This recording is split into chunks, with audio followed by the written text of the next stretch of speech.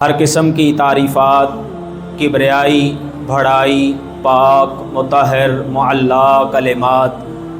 اللہ احکم الحاکمین کے لیے ہیں، جو اس کائنات کا خالق، مالک، رازق، داتا ہے۔ درود و سلام آقائے دو جہاں، سرور کونین، تاجدار انبیاء، ختم الرسل، امام الموحدین، امام المجاہدین، جناب حضرت محمد الرسول اللہ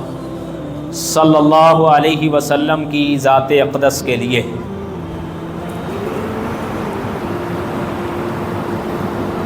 اللہ تعالیٰ نے ہم سب کو پیدا کیا ہے اور ہم اس کے غلام ہیں۔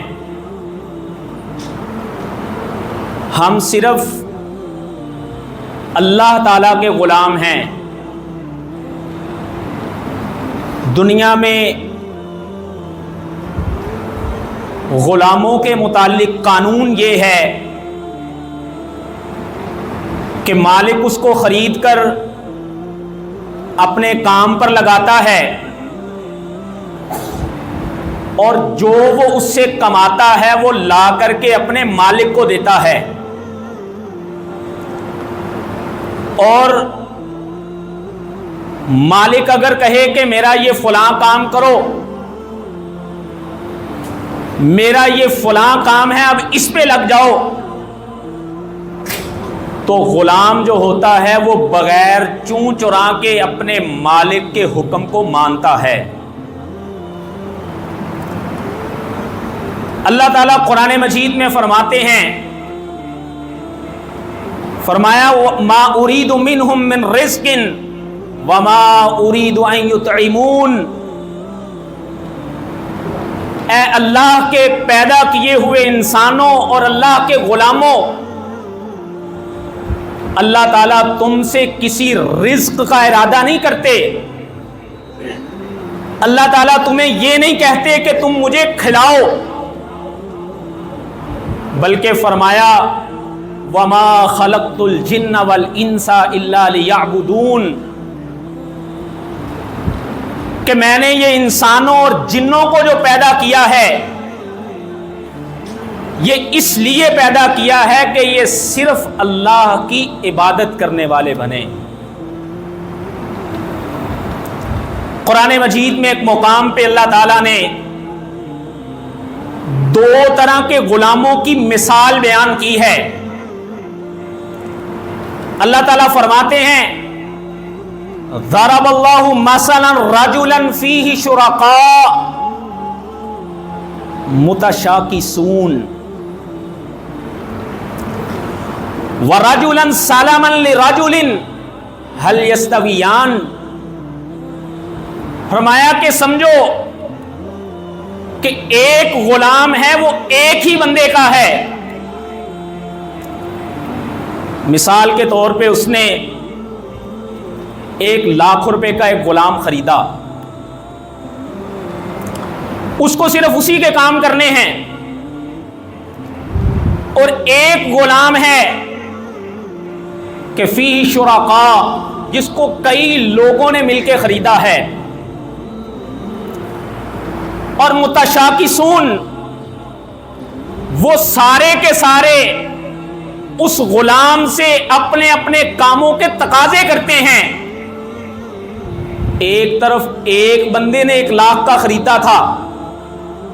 دوسری طرف 5 نے 20-20 ہزار ڈال کے 1,00,000 کا خریدا۔ اب جو غلام ایک بندے کا ہے، اگر وہ اسے کسی مشقت والے کام پہ لگائے گا تو فوراً بعد اسے دوسرے مشقت والے کام پہ لگانے سے پہلے اس کا خیال کرے گا کہ ابھی یہ فلاں مشقت والا کام کر کے آیا، یا جو غلام صرف ایک بندے کا ہوگا اس کو اس کے کام نپٹا کر کے بعد میں آرام کرنے کا موقع مل جائے گا۔ لیکن اگر ایک غلام کئی لوگوں کا غلام ہوگا تو جب انہوں نے ٹائم تقسیم کیا ہوگا تو دوسرے کو اس بات سے غرض نہیں ہوگی کہ یہ ابھی اتنی مشقت والا کام کر کے آیا، فلاں نے اس سے اتنا مشکل کام کروایا، چلو میں اس کے اوپر کچھ آسانی کر دیتا ہوں۔ اللہ تعالیٰ فرماتے ہیں متشاکسون، ہر ایک جھگڑا کرے گا کہ مجھے اس سے کیا لینا، میرے وقت میں میرے کام بھی کرو۔ اللہ تعالیٰ اس مثال کو بیان کرنے کے بعد کہتے ہیں هل یستویان مثلا الحمدللہ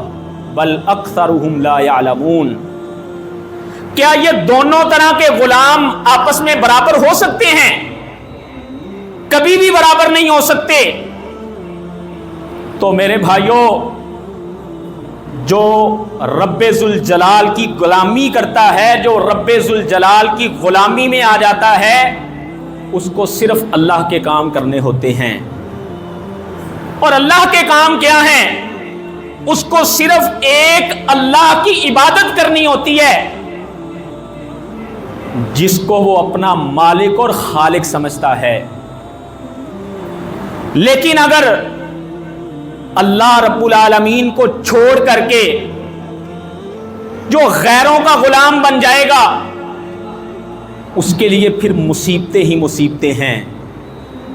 اسے پھر سب سے ڈرنا ہوگا، اسے پھر سب کے مشکل کام بھی کرنے ہوں گے۔ اب فلاں کا عرس تھا، اگر میں وہاں پر نہ گیا تو میرے ساتھ ایسے ہو جائے گا، اب یہ مہینہ گزر گیا، اب اس جگہ پہ بھی جانا ہے، اگر وہاں بھی حاضری نہ دی تو میرے ساتھ یہ ہو جائے گا۔ یہ غلام غوث کا ہے، یہ غلام فلاں کا ہے، یہ غلام فلاں کا ہے۔ جب انسان اللہ کی غلامی کو چھوڑ کر کے اوروں کی غلامی میں پڑے گا تو وہ ساری زندگی پھر انہی مشکلوں اور مصیبتوں میں گزار دے گا۔ اللہ رب العالمین کی غلامی، جو غلام اللہ بن جاتا ہے، جو اپنے آپ کو اللہ کے در کا غلام بنا لیتا ہے، یہ غلام دراصل ایسا غلام ہے جو سب سے زیادہ آزادی میں ہوتا ہے۔ اللہ کی غلامی دراصل سب سے بڑھ کر کے آزادی ہے، اور جو اپنے آپ کو اللہ کی غلامی میں ڈال لیتا ہے، اصل آزادی بھی انجوائے وہی کرتا ہے۔ اور اللہ رب العالمین کا اگر کوئی غلام نہ بنے تو پھر وہ مخلوق کا غلام بنتا ہے۔ جب وہ اللہ کی غلامی کو چھوڑ کے کسی اور کی غلامی میں جاتا ہے، پھر اس کی آزادیاں سلب کی جاتی ہیں، اس کی آزادیوں کو چھین لیا جاتا ہے۔ آج دنیا کی بڑی بڑی مہذب اور تہذیب یافتہ قومیں جو ہیومنزم کے علمبردار بن کر کے انسانیت کے حقوق کے علم کو لے کر کے دنیا میں کھڑے ہوئے، جب لوگوں نے ان کی غلامیوں کو قبول کیا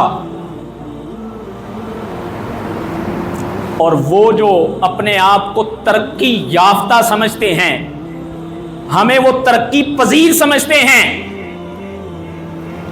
وہ ترقی یافتہ لوگوں کا اور انسانیت کی ہمدردی کے نعرے لگانے والوں کا مکروہ چہرہ میں نے اور آپ نے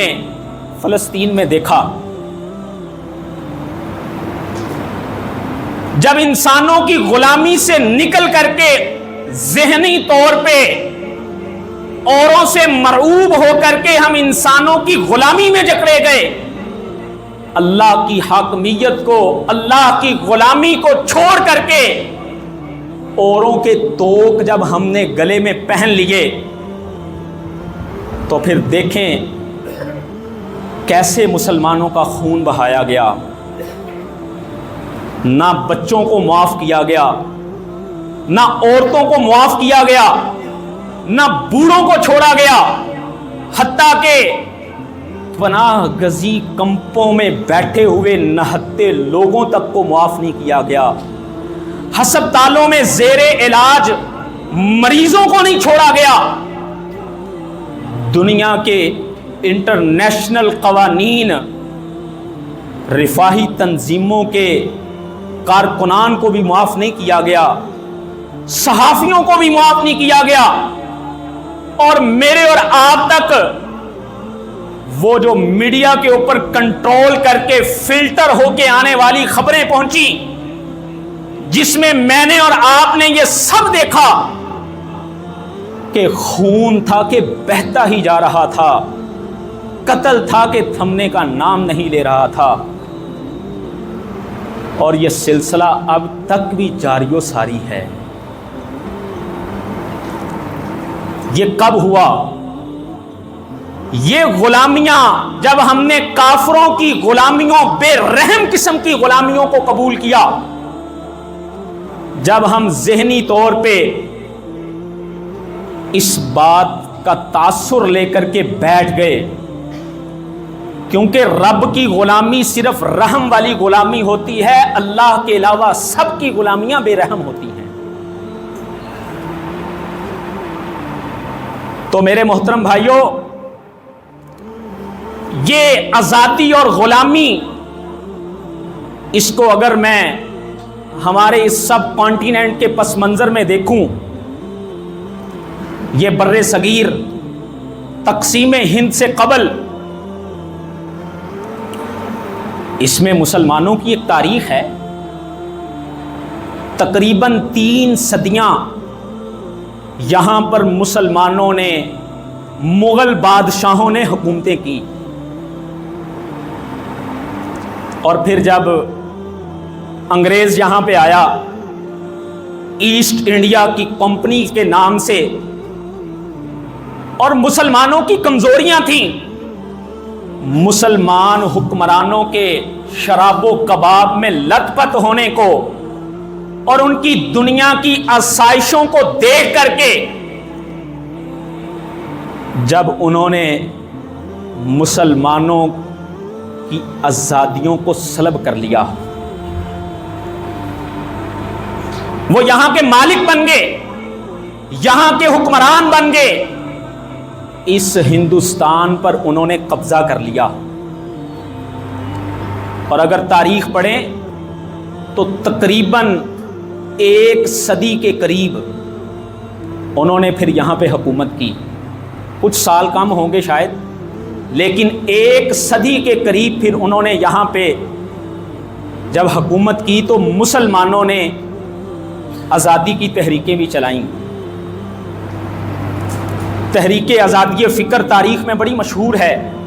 سیدین شہیدین کی وہ تاریخ، سید احمد شہید کو بھی شہید کر دیا گیا، وہ بالا کوٹ کی پہاڑیوں میں انگریز نے ان کا تعاقب کرتے ہوئے کہ یہ آزادی کے لیے اٹھنے والی ہر تحریک جو ہے اس کو کچل دیا جائے، لیکن یہ آزادی کی تحریک تھمی نہیں۔ پھر تحریک آزادی پاکستان شروع ہوتی ہے، جو مسلم لیگ نے شروع کی، جس میں میرے اور آپ کے بڑوں نے قربانیاں دیں، جنہوں نے اپنے وقت قربان کیے، اپنی صلاحیتیں قربان کی، اور ہم نے تحریک آزادی فکر چلا کر کے آزادی کی جنگیں بھی لڑیں، اور 1857 کی جنگ آزادی کے بعد بھی ہم نہ بیٹھے، بلکہ اس کے بعد بھی ہم مسلسل کوشش کرتے رہے، اور بالآخر 1947 میں ہم آزادی لینے کے قابل ہو گئے، اور ہم نے ایک الگ وطن حاصل کر لیا۔ اور اس وطن کو حاصل کرنے کے بعد اگلا مرحلہ یہ ہوا، وہاں کے مسلمانوں نے ہجرتیں کر کے ادھر آنا تھا، ادھر کے لوگوں نے ہجرتیں کر کے ہندوؤں نے ادھر جانا تھا۔ شاید میرے کچھ بزرگ بڑے جنہوں نے وہ لمحے دیکھے ہوں، ہم نے تو اپنے بزرگوں سے وہ باتیں سنی ہی ہیں کہ جب ہجرتیں ہوئیں، ٹرین بھر کر کے جب مسلمانوں کی وہاں سے چلی تھی، راستے میں سکھوں نے ہندوؤں نے مل کر کے کیسے کیسے مظالم اٹھائے، لاکھوں لوگ جو ہے وہاں پہ شہید کیے گئے، عورتوں کی عزتیں لوٹی گئیں، نوجوانوں کو شہید کر دیا گیا، کچھ عورتوں کو انہوں نے غلام بنا کر کے اپنے ہاں محصور کر لیا، جو ہندوؤں کے بچے جنتی رہیں۔ یہ ساری قربانیاں کس لیے دی گئی تھیں؟ کیا وہاں پر لوگوں کو کھانے کے لیے روٹی نہیں ملتی تھی؟ کیا لوگ ہندوستان میں رہتے ہوئے اپنے گھروں میں اپنے کاروباروں سے اپنے معاملات سے پریشان تھے؟ نہیں، اس وقت یہ ایک نعرہ لگا تھا کہ لا الہ الا اللہ، ہم انسانوں کی غلامیوں سے نکل کر کے اللہ کی غلامی میں جانا چاہتے ہیں، ہم ایک ایسا وطن چاہتے ہیں جس میں رہتے ہوئے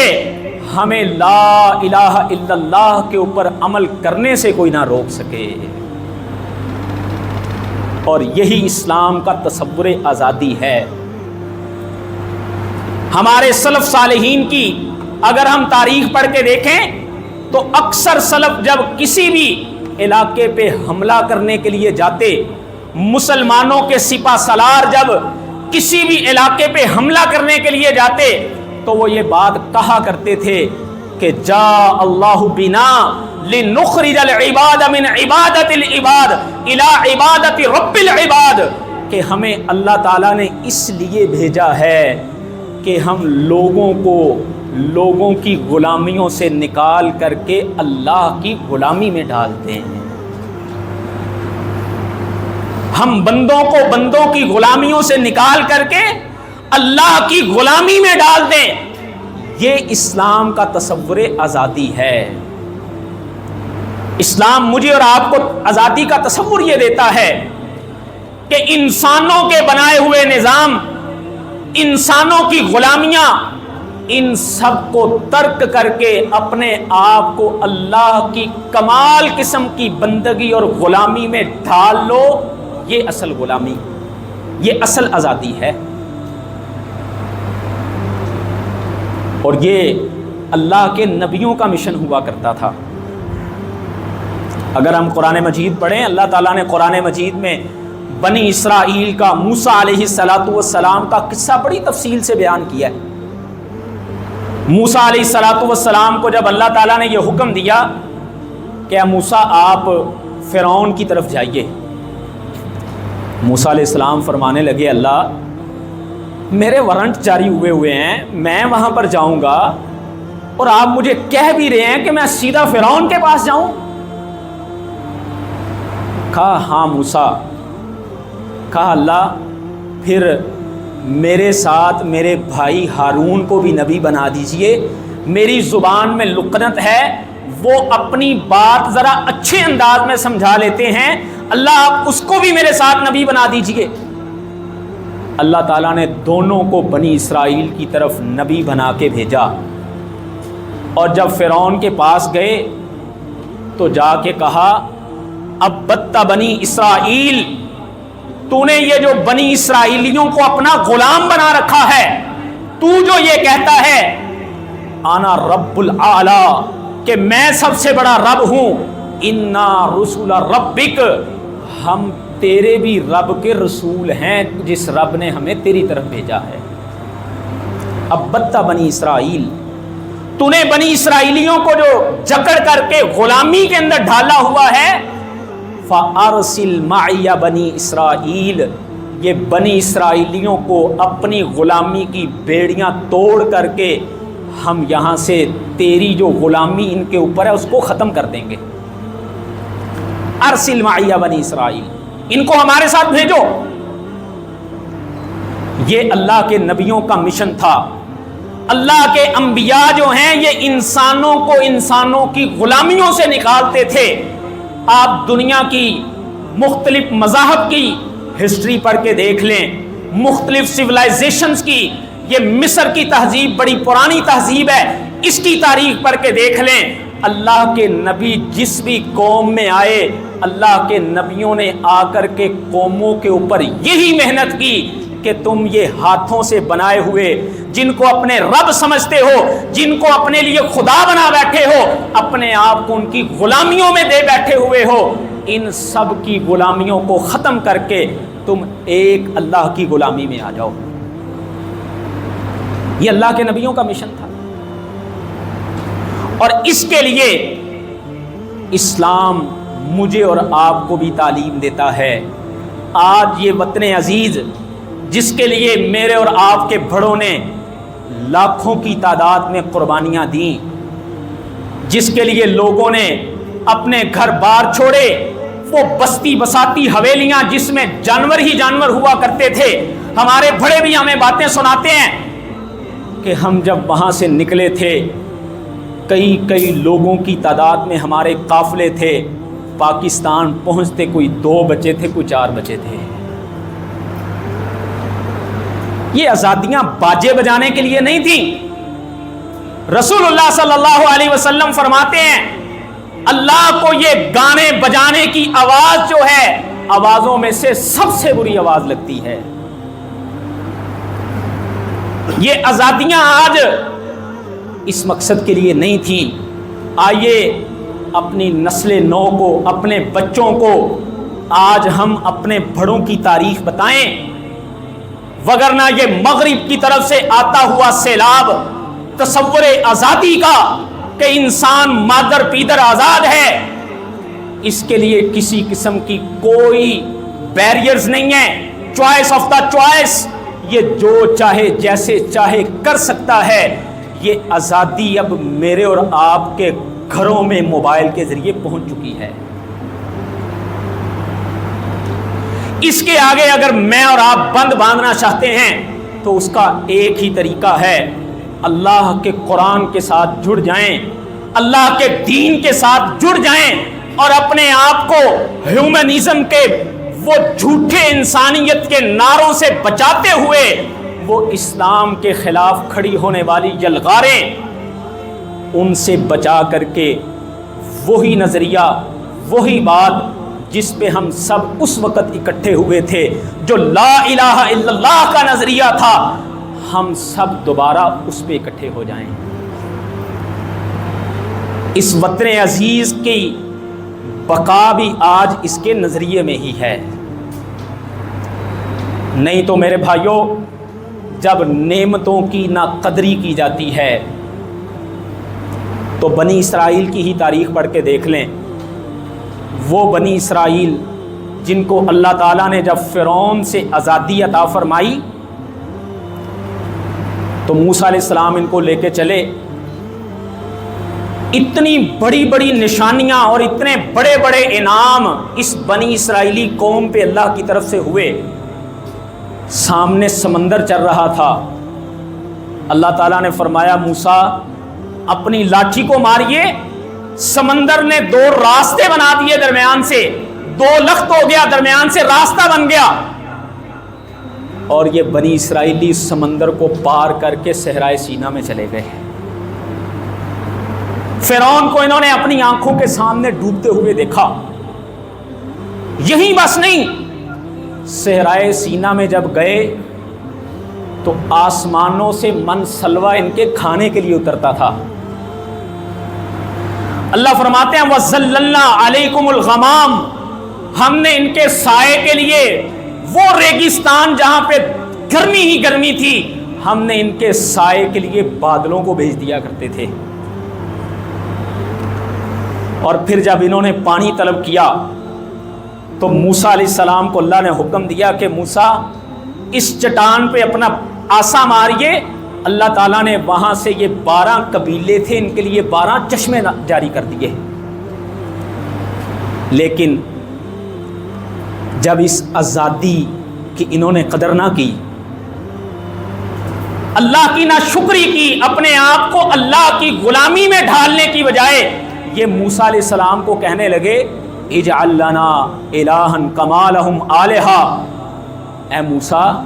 ہمارے لیے بھی اس طرح کا معبود بنا دیجئے جس طرح ان کے لیے معبود ہیں۔ موسیٰ علیہ السلام اللہ سے ملاقات کے لیے طور پر گئے، پیچھے سے انہوں نے بچڑے کو معبود بنا لیا۔ پھر یہی بنی اسرائیلی تھے، اللہ تعالیٰ فرماتے ہیں ہم نے جب ان کی نافرمانیاں حد سے بڑھ گئیں، پھر ہم نے کہا کونوا قردۃ خاسئین، ہماری طرف سے تمہارے اوپر لعنت بھی برسے اور ذلیل و رسوا ہو کر کے بندر بن جاؤ۔ جب آزادیوں کی قدر نہیں ہوتی، اللہ تعالیٰ کی طرف سے پھر یہ پکڑ آتی ہے۔ ہمیں بھی آزادی ملی، لیکن ہمیں جو ہی آزادی ملی، جس عملی تصویر کے لیے ہم نے یہ وطن حاصل کیا تھا کہ یہاں پہ ہم پریکٹسنگ مسلم بن سکیں، یہاں پہ اللہ کی آسمانوں سے آئی ہوئی کتاب کو ہم اپنے اوپر نافذ کر سکیں، کیا سیاستدانوں کے طبقے اور کیا عوام کے طبقے، ہر کوئی دل دادا ہو گیا سیکولر نظام کا، ہر کوئی اللہ کی بغاوت پہ اتر آیا۔ چاہیے تو یہ تھا کہ ہم اللہ کی توحید کو نافذ کرتے، چاہیے تو یہ تھا ہم اللہ کی کتاب کو نافذ کرنے والے بنتے۔ اور پھر دیکھیے آج ہر کسی کی زبان پہ شکوے ہیں، کوئی سیاستدانوں کے شکوے کرتا ہے، کوئی مہنگائی کے شکوے کرتا ہے، کوئی بد امنی کے شکوے کرتا ہے۔ لوگ اب یہاں تک باتیں کرتے ہیں کہ اس وطن عزیز سے چلے ہی جانا چاہیے، یہاں پر اب ہے بھی کیا؟ یہ سب کچھ میرے اور آپ کے ہاتھوں کی کمائی ہے۔ میں بہت آئیڈیل سچویشن کے طور پہ آپ کے سامنے نہیں پیش کرتا، لیکن بہرحال کسی نہ کسی لحاظ سے میرے اور آپ کے سامنے سعودی ریاست کی ایک مثال موجود ہے۔ یہ سعودی عرب وہ ملک ہے، میں نے خود وہ اخبارات اور مجلے پڑھے کہ ہمارے اس بر صغیر سے چندہ اکٹھا ہو کر کے سعودیہ کے لیے جایا کرتا تھا۔ مصر کے علماء کے میں نے وہ فتوے پڑھے کہ جنہوں نے یہ فتوے دے رکھے تھے کہ سعودیہ میں نہ جایا جائے، وہاں پر امن نہیں ہے۔ جب اللہ تعالیٰ نے ان کو سمجھ عطا کی، توحید کو انہوں نے نافذ کیا، اللہ تعالیٰ کی کتاب کو جب انہوں نے عملی صورت میں اپنا آئین بنایا، جب حدود اللہ کا نفاذ کیا گیا، آج پوری دنیا کی ریشو جرائم کی ایک طرف رکھ لیں اور سعودیہ میں کرائم کی ریشو ایک طرف رکھ لیں، ہمیں فرق پتہ چل جائے گا۔ ابھی میں اس کو بہت آئیڈیل نہیں مانتا، لیکن پھر بھی کسی نہ کسی کھاتے میں جب اللہ کی حدود کو نافذ کیا جاتا ہے، کتاب اللہ کا نفاذ کیا جاتا ہے کسی جگہ پہ، تو وہاں پر پھر خوشحالیاں آتی ہیں۔ اللہ تعالیٰ پھر زمین سے ایسے ایسے اور آسمان سے ایسی ایسی برکتیں نازل کرتے ہیں کہ انسان حیران رہ جاتا ہے۔ آئیے میرے بھائیوں، آج اگر میں اور آپ بھی چاہتے ہیں تو شروع کیجئے اپنے اس 5-6 فٹ کے وجود سے جو اللہ نے مجھے اور آپ کو دیا ہے۔ اس کے اوپر میں اگر اللہ کے احکامات کو نافذ کرنا چاہوں، اللہ کے دین کی،